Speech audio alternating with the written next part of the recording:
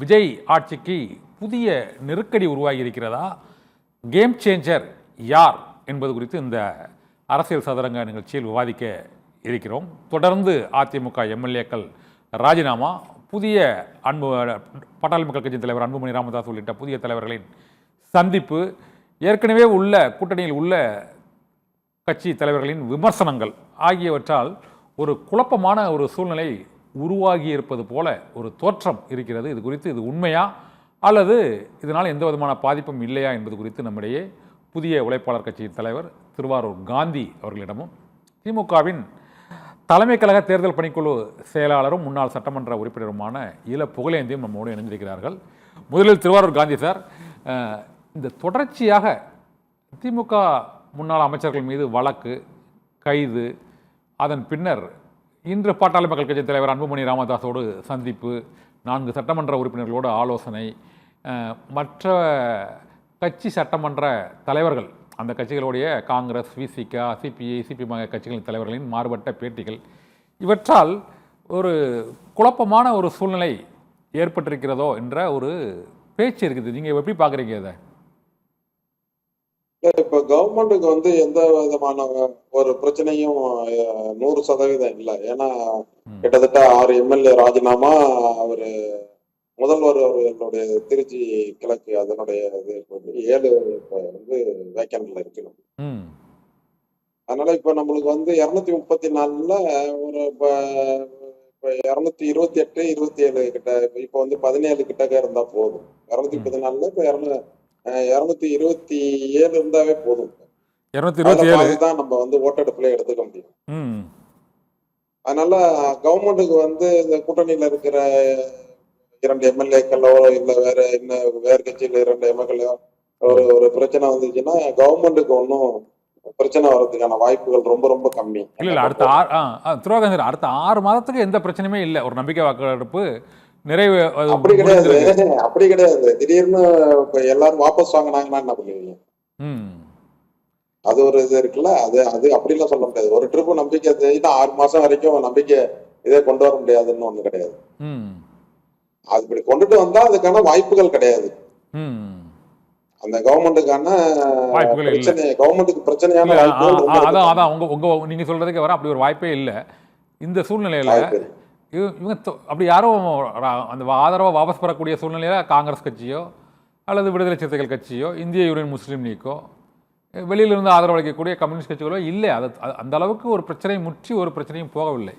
ஆனால் தொடர்ந்து அந்த ராஜினாமா விவகாரம், மற்றபடி ஆட்சியை கவிழ்ப்பதற்கான முயற்சிகளை மேற்கொண்டாங்கன்னு கைது நடவடிக்கைகள், வழக்கு, இதெல்லாம் தொடர்ச்சியாக நடந்து கொண்டே இருப்பதற்கு என்ன காரணம் நினைக்கிறீங்க? வேற ஏதாவது புதிய திமுக அதை செய்வாங்க தானே. திமுக அதை செய்யறதுக்கான வாய்ப்புகள் அதிகம் தானே உங்களுக்கு. இன்னைக்கு கூட இப்ப ஸ்டீவன் குண்டம் எம்எல்ஏ நினைக்கிறேன், ஒரு ஆடியோ ரிலீஸ் பண்ணிருக்கிறாரு. இப்ப ஆமா ஸ்ரீகுண்டம் எம்எல்ஏ சரவணன். ஆமா அப்ப என்ன அர்த்தம்? இப்ப நீங்க அந்த இதுக்கு ஏன் போறீங்க? நீங்க ஆட்சி அமைக்கும் போது திமுகவினுடைய தலைவர் என்ன சொன்னாரு? 6 மாசம் வரைக்கும் நாங்க ஆட்சிக்கு எந்த பிரச்சனையும் செய்ய மாட்டோம், நாங்க பொறுத்து இருந்து பார்ப்போம்னு சொன்னாரு. அப்ப சொல்றதுக்கு மீறி இப்ப ஏன் இந்த வேலையை செய்யணும்? அது மக்கள்கிட்ட உங்கள்ட்ட இன்னும் கெட்ட பிரச்சனை உண்டாக்கும். ஏற்கனவே உங்களுக்கு பிரச்சனை. ஜெகத்ரட்சகனோட பையனை கூட உங்களால கட்சியில வச்சுக்க முடியல. திமுகவினுடைய கருவூலம்னு சொல்லிட்டு இருந்தீங்க. அப்ப அவரோட பையனை உங்க கட்சியில வச்சுக்க முடியலன்னா என்ன சொல்ல வரீங்க நீங்க? அப்ப அதன் மூலியமா நீங்க என்ன சொல்ல வரீங்கன்னா, திமுக கிட்ட நான் ஏற்கனவே ஒரு தேர்தலுக்கு 6 மாசம் முன்னாடியே நான் சொன்னேன், முதலில் ஒரு கட்சியினுடைய வாரிசு, நம்ம இதே நிகழ்ச்சியில சத்தியம் டிவில நீங்க வேணா எடுத்து பதிவை பாருங்க, முதலில் வாரிசுகளை அனுப்புவார்கள். முன்னாள் அமைச்சர்களும் சரி இல்ல ஒரு பெரிய பொறுப்புள்ளவர்கள் அவருடைய வாரிசுகளை மிரட்டிடுவாங்க. இப்ப அவங்களுக்கு இப்ப திமுகவினுடைய மிக முக்கியமான ஒரு தலைவர் என்னோட இருக்கிறாரு. நான் கேக்குறேன், ஜெகத்ராஜனுடைய பையன் போனது என்ன திமுக சொல்ல விரும்புது? அது இருக்குல்ல. அது இல்லாம இப்ப என்ன பண்றாருன்னா, அவருக்கு அடுத்த மாசமா ஒரு 15ஆம் தேதி அவருக்கு ஒரு பிறந்த நாள் வருது ஜெகத்ராஜன். சேலத்துல சில இடத்துல என்ன பண்றாருன்னா, ம் அதனால இப்போ புகழேந்தி சாருக்கு வந்து தெரியப்படுத்துறா, தலைமையிட்டு சொல்லுங்க. ம் டாக்டர் தமிழ் ஐயா அவருடைய பேரு இப்ப ம் பேனர்ல எழுதுறாங்க. ம் அதுல என்ன செய்யறாங்கன்னா, ம் வன்னியர் சமுதாயத்தின் ஒட்டுமொத்த விடிவெள்ளி அவரு. ம் இதை திமுக ஒத்துக்குதா? ம் நான் திமுக இன்னொரு கேள்வி கேட்கிறேன். நீங்க உங்களுடைய தோல்விக்கு முக்கியமான காரணம் ம் ஜாதிவாரி கணக்கெடுப்பு எடுக்க சொல்லி உங்ககிட்ட வந்து 4.5 வருஷமா எத்தனை மனுக்கள், எத்தனை போராட்டங்கள், எத்தனை இதை வன்னியர்கள் செஞ்சாங்க, ம் எத்தனை கோரிக்கைகள் உங்கள்ட்ட வந்துச்சு. ம் அப்ப நீங்க என்ன செஞ்சீங்க? அரசாங்கம் நடத்திட்டு இருக்கும்போது நீங்க என்ன இதுக்கு மட்டும் நீங்க பதில் சொல்லணும். கண்டிப்பா பதில் சொல்லி அவங்க இதுக்கு. அப்ப 4.5 ஆண்டுகள் அதை பத்தி எதுவுமே பேசாம இல்ல எதுவுமே பேசலாமா? அன்புமணி இல்ல திருவாரூர் காந்தி சார், இது சாதிவாரி கணக்கெடுப்பு தொடர்பா பல செய்தியாளர்கள் சந்திப்பு, அது சிவசங்கர் மூலமாக நடத்தப்பட்டது, மற்ற அமைச்சர்கள் மூலமாக நடத்தப்பட்டது, துறை செயலாளர்கள் மூலமாக நடத்தப்பட்டது. இல்ல எதுவுமே பேசலாம் சொல்றீங்களா? சிவசங்கர் ஒரு டேட்டா சொன்னாரு. அந்த டேட்டா படி நான் போய் அதை நினைச்சிட்டு இல்ல இல்ல மறுப்பு இல்ல. Gandhi sir, Gandhi sir, Gandhi sir, இப்ப உள்ள அந்த எம்பிசி இப்ப இருங்க, ஜாதிவாரி கணக்கெடுப்பு எடுக்க சொல்லி 4.5 வருஷமா சொன்னாங்க, எடுக்கல நீங்க. இப்ப அன்புமணி ஒரு கூட்டம் போடுறாருல்ல, அந்த கூட்டத்துக்கு சரின்னு எதுக்கு நீங்க ஒப்புதல் கொடுக்குறீங்க? அந்த தீர்மானத்துக்கு சரின்னு. அப்ப சரின்னும் போது ஏன் 4.5 வருஷம் நீங்க செய்யல? அதுக்கு மட்டும் புகழேந்திய பதில் சொல்லுங்க பாப்போம். 4.5 வருஷமா நீங்க கடப்புள் போட்ட ஒரு விஷயத்த அன்புமணி முன்னெடுத்து செய்யறாரு, அதை அரசாங்கத்துல கொடுக்குறாரு, அரசாங்கமும் இப்போ ஓகேன்னு சொல்லிட்டுன்னு வச்சீங்க. அதை ஏன் நீங்க அந்த தீர்மானத்துக்கு நீங்க நாங்க கூட்டத்துல கலந்துக்கலாம், ஆனா அந்த தீர்மானத்தை நாங்க ஆதரிக்கிறோம்னு சொல்றீங்க. ஏன் ஆளுங்கட்சியா இருக்கும் போது நீங்க ஆதரிக்கலன்னு கேக்குறேன். நான் கேக்குற குற்றச்சாட்டு புரியுதா இல்ல உங்களுக்கு? இல்ல புரியுது. அது நீங்க ஆளுங்கட்சியா இருக்கும் போது ஆதரிக்காத உங்களுடைய மனங்கள், உங்களுடைய திறமைகள், உங்களுடைய பிஏக்கள், உங்களுக்கு ஆலோசனை இப்பவும் எடுக்கலையே. இப்பவும் என்ன சொல்றாங்க? இப்பவும் சொல்லாம இப்பவும் மத்திய அரசு எடுத்ததுக்கு பிறகு மத்திய அரசு நீங்க ஒரு அந்த கூட்டத்தில் நிறைவேற்ற தீர்மானம் நியாயமானது, அது சரின்னு சொல்லுங்கன்னு சொல்றீங்களா? என்ன விதத்துல உங்க அரசியல்? இல்ல இது ஒரு பிற்படுத்தப்பட்ட மக்கள், மிகவும் பிற்படுத்தப்பட்ட மக்கள் அதிகமா வசிக்கின்ற தமிழகத்தில் நீங்க கையில எடுத்ததனுடைய விளைவு நீங்க வட மாவட்டத்துல பூரா காலியானீங்க. இல்ல அதிமுக உண்மை இருக்கு. காலியாகிறதுக்கு நீங்க முதல்ல என்ன பண்றீங்க? இல்ல வட மாவட்டங்கள்ல பெரிய முகம் சொல்லிட்டு இருக்கிற ஜெகத்ராஜன் பையனை முன்னாடி காந்தி சார், வட மாவட்டங்கள்ல அதிமுக அதிக இடங்கள்ல பாட்டாளி மக்கள் கட்சியால் வெற்றி பெற்றிருக்குன்னு அந்த சிவி சண்முகமே சொல்றாரு. அதிமுக முன்னெடுத்ததா அந்த பிரச்சனையை? சொல்லுங்க. பாட்டாளி வன்னியர்களா வெற்றி பெற்றிருக்காங்க. ஏன் வெற்றி பெற்றிருக்காங்கன்னா, ஓகே, திமுக நான் சொன்னல இந்த விஷயத்தெல்லாம் அவங்க முன்னெடுத்து செய்யல. ஓகே, கேக்குதா? புகழேந்தி சார் கேக்கலாம். புகழேந்தி சார் கேக்கலாம். ஆதரவாக பிரச்சாரம் பண்ணாத வேற விஷயம். புகழேந்தி சார் நான் எத்தனையோ முறை இவங்க தலைமையிட்ட சொல்லிட்டேன், நீங்க வட மாவட்டங்கள்ல வன்னியர்களை இந்த மாதிரி நீங்க வந்து புறக்கணிக்கிறது மிகப்பெரிய தேர்தல் தோல்வியை நீங்க சந்திக்கின்ற சூழ்நிலையில வரும் இப்ப அப்படின்னு சொன்னா. அப்ப இவங்க கேட்கல. அவங்க என்ன ஐடியா பண்ணாங்க தெரியுமா? இல்ல புரிஞ்சுது. நீங்க காந்தி ஆன்டி வன்னியர் மோட் அப்படி ஒண்ணு எடுப்போம். இல்ல காந்தி, இப்ப இந்த புகழேந்தி சாட்டை இதை பத்தி சொல்றேன் நான். இந்த வன்னியர் அமைப்புக்காக பல போராட்டங்களை நடத்தியவன் தான். பல போன்ற எடப்பாடியார் அவர்கள் செஞ்சதுக்கு அவருக்கு பாராட்டு விழா நடத்தியதுன்னா, இப்ப கடலூர்ல அவரு புகழேந்தி இருக்கிற கடலூர்லயே ராமசாமி பேடாச்சாருக்கு மணிமண்டபம் கட்ட வச்சது பெருமை எங்களை சேரும். எல்லாமே எங்களுக்கு உரிமை இருக்கிறதுனால பேசுறோம்.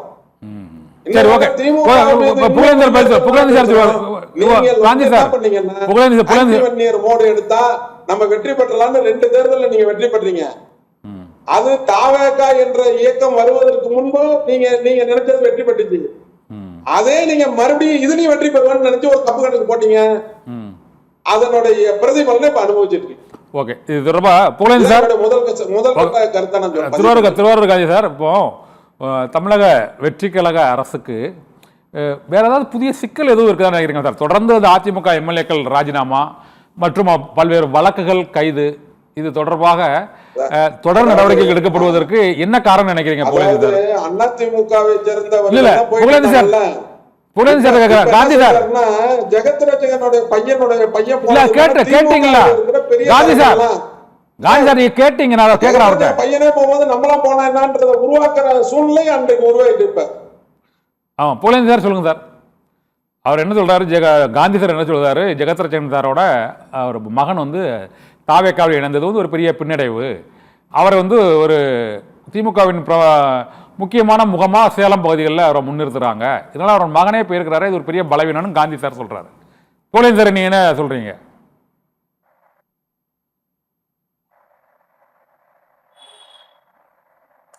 சார் சொல்லுங்க சார். அனைவருக்கும் வணக்கம். வணக்கம், சொல்லுங்க சார். வணக்கம், சொல்லுங்க. இப்ப நடந்துகிட்டு இருக்கிறது ஆட்சியா இல்ல திமுக கைப்பற்ற காட்சியா அப்படின்னு தெரியுமா? ஒரு முதலமைச்சராக இருக்கக்கூடியவர் செய்ய வேண்டிய வேலை, முதலமைச்சராக இருக்கக்கூடியவர்களுடைய செயல்பாடுகள் என்ன, எதுவுமே நம்மால நினைத்து கூட பார்க்க முடியல. உதாரணத்துக்கு ஒரு மட்டும் சொல்றேன், தயவு செய்து இதுவரைக்கும் தமிழ்நாட்டினுடைய அரசியல் வந்து நீங்க பார்க்க முடியாது. கிட்டத்தட்ட 11 மாவட்டத்தில் தனியார் பேருந்துகள் கட்டணம் உயர்த்தி இருக்கின்றன. எப்படி கோவையில இருந்து ஈரோடு மாவட்டத்தில் தனியார் பேருந்துகளுக்கு கட்டணம் கேட்கப்பட்டதன் காரணமாக பாதிக்கப்பட்ட ஏழை எளிய மக்களும் சாதாரண நிறுத்தல் குடும்பத்து மக்களும் பாதிக்கப்படுறாங்க. தனியாருக்கு யாரும் கொடுத்து இது மிகப்பெரிய ஒரு போராட்டம் இல்ல செஞ்சது. இதுதான் கேள்வி. விஜயனுடைய ஆட்சி அப்படின்னு போது யாராக இருந்தாங்க பிறகு முறையாக சரியா என்ற கேள்வி இல்ல நீங்க கொடுத்துக்காதீங்க. ஆதரவு இயற்கையே பெரிய வழக்கில் ஒரு தவிர எல்லா பொருட்களும் எங்களுக்கு போது நான் ஊழலுக்கு செய்ய மாட்டேன், நான் அதை சொல்ல மாட்டேன், இதை சொல்ல மாட்டேன்னு மேடையில குறைக்கிட்டு இப்ப விவசாயிகளுக்கு போராட்டம் பண்றாங்க. எல்லா ஊர்களுமே நிலத்துக்கு போராட்டம். அது போல இப்ப மின்சாரம் ஒரு நாள் இருக்கு தமிழ்நாட்டில், ஆனா அதை ஒரு பக்கத்துல என்ன போல. அப்போ நீங்க உங்களிடம் இருக்கக்கூடியவர்களை பணியாற்றக்கூடிய வேலை பார்க்கக்கூடியவர்களை என்ன செஞ்சீங்க? சரியான முறையில முறையாக செய்யலை என்பதுதான் மக்களுடைய குற்றச்சாட்டு. நம்மளாம் குறிப்பாக நம்பி ஒரு ஓட்டு போட்டாங்க. அப்ப கூட தமிழ்நாட்டு மக்கள் 107 தான் நீங்க வந்து சேர்த்துருக்கீங்க. உங்களை நம்பி ஓட்டு போட்ட அந்த சின்ன இளைஞர்களுக்கு என்ன தெரியுங்க? உங்க அமைச்சர் ஒருத்தர் போய் காலேஜில் உயர்கல்வித்துறை அமைச்சர் என்றவர் நடனம் என்ன பாட்டுக்கு ஜப்பான் பாட்டுக்கு வாடி கல்லூரி அமைச்சர் தான் பெருமைப்படுறாரு. இதுதான் தமிழ்நாட்டு அரசியல் பார்த்துருக்கோம். இதுதான் தாவேக்காவுடைய அரசியல். இது நாட்டுக்கு தேவையா? எதுக்காக சொல்றாங்க? இன்னைக்கு பாருங்க செய்தி வந்திருக்கு, அமைச்சர் போய் 10 ஸ்டூடெண்ட்ஸ் எல்லாம் ஆதார பாடசாலையில பள்ளிக்கூடத்தில் கூட்டி வச்சுட்டு அவர்கள் முன்னால் ஆசிரியர்களை உங்களுக்கு எல்லாம் அறிவு இல்லையா, உங்களுக்கு எல்லாம் சொல்லித்தரது இல்லையா, இவங்களுக்கெல்லாம் பேசிட்டு அவர்களை இழிவாக குறைவாக பேசியது வருத்தத்தோட எல்லாருமே சொல்லிட்டு இருக்காங்க. அப்ப எப்படிப்பட்ட அமைச்சர்களை வச்சிருக்கிற நீ, எப்படிப்பட்ட ஆட்களை வச்சு வேலை வாங்குறீங்க? நாட்டுக்கு ஒரு நல்ல சும்மா வந்து நான் அரசியல் பேசுறதுக்காக மட்டும் வரல. உங்களுக்கு அரசியல் வந்து ஆரோக்கியமா நம்ம பண்ணலாம். அதே நேரத்தில் முதலமைச்சராக இருந்துகிட்டு விஜய்க்கு இதெல்லாம் தெரியுமா தெரியாதா? விஜய் போனார், ஒரு நாளாவது ஒரு பிரஸ் பீப்பிளையாவது இது வரைக்கும் சந்திச்சிருக்காரா? ஏன் ஊழல் சந்திச்சா என்ன? அவர்கள் கேட்கிற கேள்விக்கு பதில் சொன்னா தப்பா? பதில் சொன்னா உனக்கு நாடு தெரியும், மக்களுடைய நிலைப்பாடு தெரியும். அதையெல்லாம் இதை பற்றியுமே கவலைப்படாமல் இந்த நாட்டுல என்ன நடக்குது தெரிஞ்சுக்காம இன்னைக்கு போகுது. நாம கேட்கிறோம், தனியார் பேருந்து இதுக்கு கேட்கிறோம்னா விலையேற்றி வச்சுட்டாங்க. 10 ரூபாய் இருந்த டிக்கெட் 15 ரூபா போடுறாங்க. இதுக்கு அரசு என்ன இதுயா கேட்டா நாம கேட்பது போக்குவரத்து துறையின் மூலமாக நீங்க என்ன செய்திருக்கீங்க அதை சொல்லணும்ல, மக்களுக்கு. அதுவும் ஆக காவல்துறையாக இருந்தாலும் சரி, அது போக்குவரத்து துறையாக இருந்தாலும் சரி, இன்னும் இருக்கக்கூடிய மின்துறையாக இருந்தாலும் சரி, தொழிலாளர்கள் அனைத்து விவசாயத்துறை எல்லாத்துக்குமே பார்த்தீங்கன்னா எந்த பணியும் ஒழுங்காக முறையாக செய்யற. ஆனா ஒரு வேலையை மட்டும் நல்லா செய்யுது. என்னது? இன்னைக்கு வந்த செய்தி பாத்தீங்கல்ல, மிகப்பெரிய செய்தி. நெம்மேலியில என்ன செஞ்சாங்க? நெம்மேலியில 2006 இன்றைக்கு எங்களுடைய தலைவராக இருக்கின்ற அண்ணன் தளபதி அவர்கள் முதல்வர் அவர்கள் 2006 உள்ளாட்சித்துறை அமைச்சராக இருந்தார். உள்ளாட்சித்துறை அமைச்சராக இருக்கின்ற போது சென்னை மாநகருக்கு குடிநீர் பிரச்சனை வரக்கூடாது அப்படின்ற நடவடிக்கை எடுக்க நினைச்சது யாரு? அவர்தான். உங்களுக்கு எல்லாம் அந்த மாதிரி ஒரு அக்கறை இருக்கா? 50 நாள் ஆச்சு ஆட்சிக்கு வந்து, ஏதாவது ஒன்னாவது பேசுமா, எதையாவது பேசிருக்கியா, ஒரு நடவடிக்கை எடுத்திருக்கீங்கன்னா ஒண்ணுமே இல்லை. ஆனால் உள்ளாட்சித்துறை அமைச்சராக இருந்து எடுக்கிட்ட அந்த நலநீரை குடிநீர் திட்டம் இது முடிந்தது. முதல் முடிஞ்சதற்கு பிறகு மீண்டும் ஆட்சிக்கு வந்தோட 2024 பிப்ரவரி 24 30 பேருக்கு அது குடிநீர் பிரச்சனையை தொடர்ந்து நிரந்தரமாக செஞ்சது எங்களுடைய தலைவர் அண்ணன் தளபதி. நீங்க பாருங்க, அது முடிவடையக்கூடிய ஸ்டேஜில் இருக்கு. ஆட்சி மாறுது, ஆட்சி மாறுது. இன்னைக்கு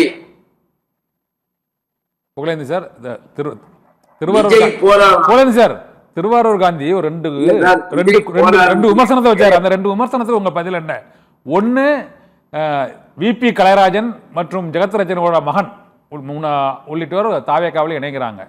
இதனால ஒரு கட்டுப்பாடு இல்லாத ஒரு தாவேக்காவின் செல்வாக்கு அதிகரிக்குதா? ஒன்று. ரெண்டாவது, ஜாதி வாரி கணக்கெடுப்பு தொடர்பாக நான் கடந்த 5 ஆண்டுகளில் எந்த விதமான நடவடிக்கையும் எடுக்கல, அதனால தான் வட மாவட்டங்களில் திமுகவுக்கு தோல்வி அப்படின்னு காந்தி சொல்றாரு. அது 2க்கு பதில் சொல்லுங்க சார், சுருக்கமா சொல்லுங்க. இந்த கேள்வி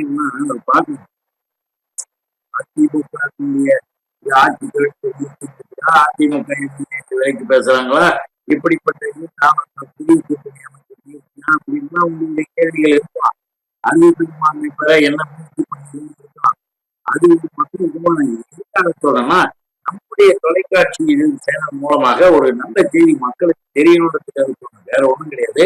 அதே நேரத்துல தேவையில்லாத கம்ப்ளைண்ட், இப்போ திராவிட முன்னேற்ற கழகம் ஒண்ணு யாரையும் விலைக்கு வாங்கி உடனே இதை கண்டுக்கணும், அதை போகணும்ன்ற எண்ணங்கள்லாம் எப்பயுமே இல்லை. ஆனால் இன்றைக்கு தேவையில்லாமல் எங்களுடைய முன்னாள் அமைச்சரின் மீது எங்களுடைய மாவட்ட செயலாளருக்கு புகாரை கொடுத்து தேடிக்கிட்டு இருக்கிறோம், கம்ப்ளைண்ட் மட்டும் எல்லாம் செய்யறோம் போறோம் இப்ப செஞ்சுட்டு இருக்கிறாங்க. நான் மீண்டும் சொல்றேன், எந்த வழக்காக இருந்தாலும் சரி அதை நீதிமன்றத்தில் சந்திக்க நாங்கள் தயார்னு எங்க சொல்லிட்டாங்க. எங்க மாவட்ட செயலக முன்னாள் அமைச்சர்கள் சொல்லிட்டாங்க. இன்னைக்கு செந்தில் பாலாஜி சுற்றி வளைக்கிறாங்களாம். ஆட்சி கவிழ்ப்பு முயற்சி இல்லையா? என்ன உங்களால ஒண்ணு எதுக்காக அவர் மேல தேவையில்லாத பழி? நீங்க ஒரு 230 கைது பண்ணுவீங்க, அதுல யாராவது ஸ்டேட்மெண்ட் வாங்குவீங்க, அந்த ஸ்டேட்மெண்ட்டை வாங்கி இவர்தான் அதுக்கு காரணம் சொல்லி அதை இந்த மாதிரியான காவல்துறை மூலமாக செய்கிற வேலைகளை எங்க நீதிமன்றத்துல தெரியும். முன்னாள் அமைச்சர்கள் மாவட்ட செயலாளர்கள் எந்த விதமான தவறும் செய்யல. இந்த ஆட்சியை கலைக்கணுன்ற முடிவுகளும் எதுவும் இது தானாகவே வீணா போயிடும். ஏன்னா விஜய் ஒரு நடிகராக தவிர ஒரு அரசியல் நபராகவே வரல. ஒண்ணு சொல்றேன், ஆதவார்த்தினாவுக்கும் விஜய்க்கும் 125 கோடி நான் செலவு பண்ணியிருக்கேன் சார். 125 கோடி விஜய முதலமைச்சராக இந்த கட்சி ஆட்சிக்கு வருதுன்னு ஆளுநர் நான் சொல்றேன். 125 கோடி நான் செலவு பண்ணியிருக்கிறேன். என்னை முதலமைச்சராக, என்னை துணை முதலமைச்சராக ஏன் ஆட்கள, நான் வரணும், நான் தான் அந்த இடத்துல இருக்கணும் என்று அவர்களுக்கு ஒரு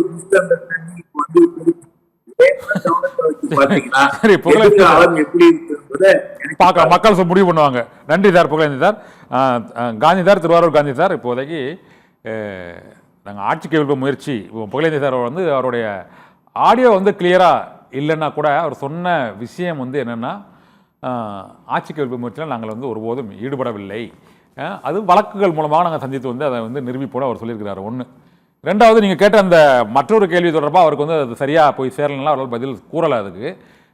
இருந்தாலும் இப்போதைய நிலவரப்படி அந்த 118 என்ற எண்ணை அவர்கள் எட்டுவதற்கு தொடர் முயற்சிகளாக இந்த 5 மாதங்களும் ஈடுபட்டு கொண்டிருக்கிறார்கள் என்பதை மறுக்க முடியாது.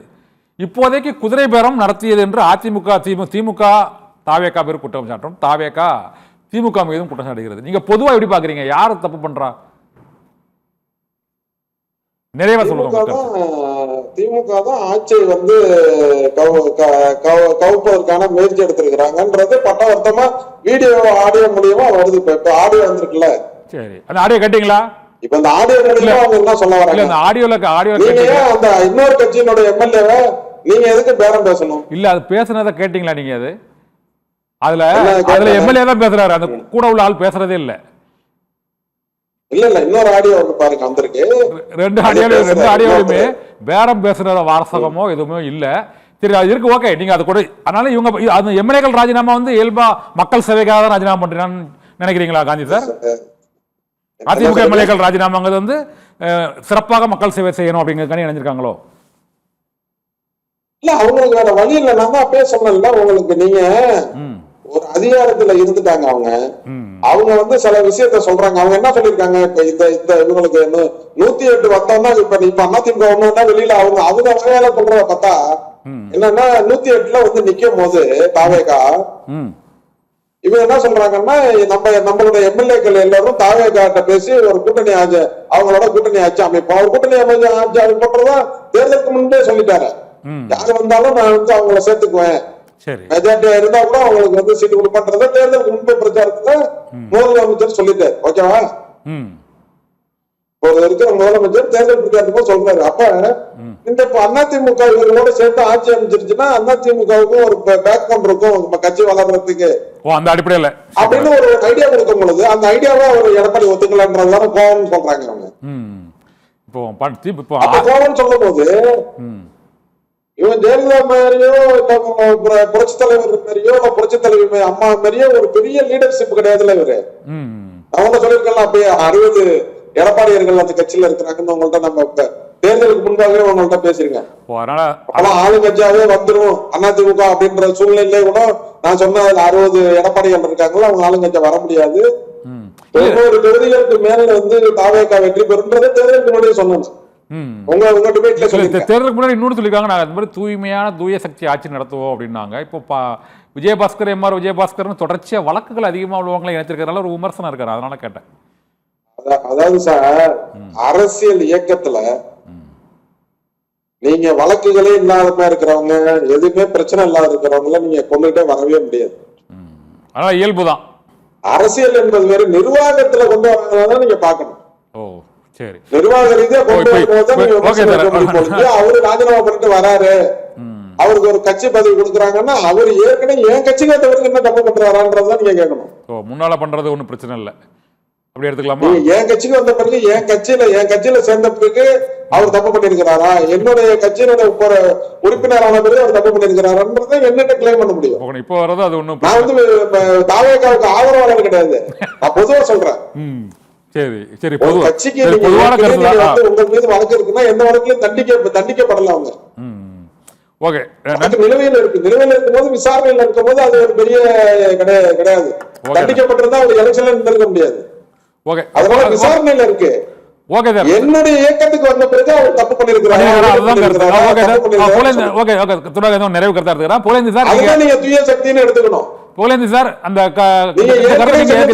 இப்ப என்னங்க சொல்றீங்க அப்படின்றதெல்லாம் கேட்க கூடாது. இல்ல காஞ்சார் படத்தெல்லாம் இல்ல காஞ்சார் நீங்க அவர் எம்எல்ஏ ஆன பிறகு அவர் தப்பு பண்ணிருக்கிறாரா அப்படின்னு பாக்கணும். Okay, Gandhi sir, Pugazhenthi sir, Gandhi sir சொல்றது நீங்க எப்படி எடுத்துக்கிறீங்க? அதுதான் தூய சக்தின்னு சொல்ல முடியும்.